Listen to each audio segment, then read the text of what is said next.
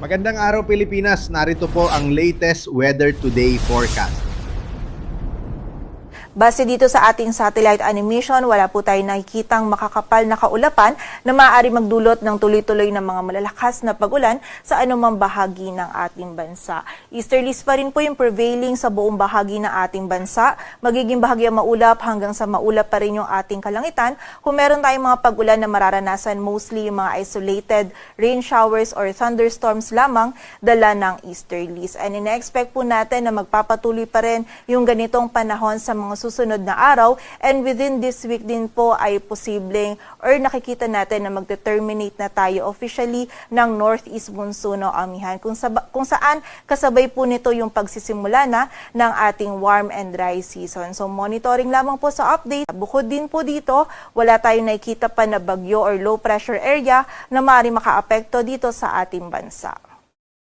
At para naman sa maging lagay ng ating panahon, dito sa buong bahagi ng Luzon, kasama na dyan ng Metro Manila, ay patuloy pa rin po na maganda yung panahon na ating mararanasan. Magiging bahagyang maulap hanggang sa maulap yung ating kalangitan. Medyo may kainitan lamang na po yung panahon natin, lalong-lalo na sa tanghali, and possible din po yung mga isolated rain showers na dala ng easterlies. Agwat po ng temperatura dito sa Metro Manila ay mula 23 to 32 degrees Celsius.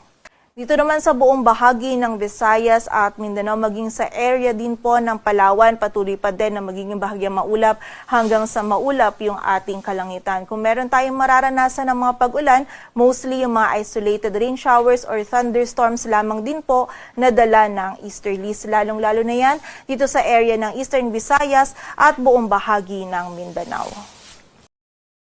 Agwat po ng temperatura sa Cebu ay mula 25 to 31 degrees Celsius at sa Davao naman ay 24 to 33 degrees Celsius.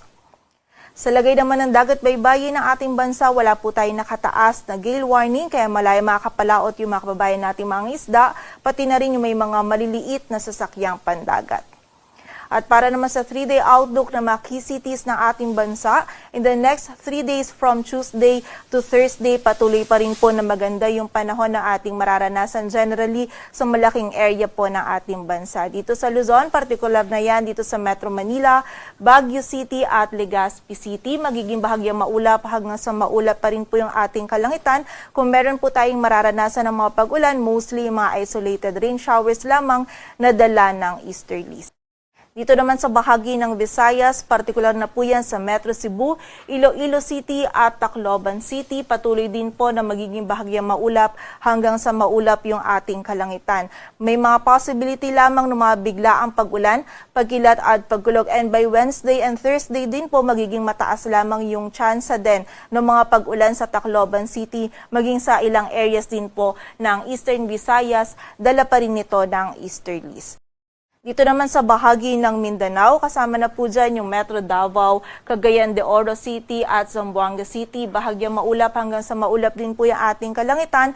Possible po na meron lamang tayong mararanasan ng mga biglaang pag-ulan, pagkilat at pagkulog, lalong-lalo na yan sa hapon at gabi, dala po ng easterlies. And ina-expect din po natin by Thursday magiging mataas rin yung possibility na itong mga biglaang pag-ulan nito dito sa Metro Davao at Cagayan de Oro City. So pag-iingat po para sa ating mga kababayan sa posibilidad ng mga pagbaha at pagguho ng lupa.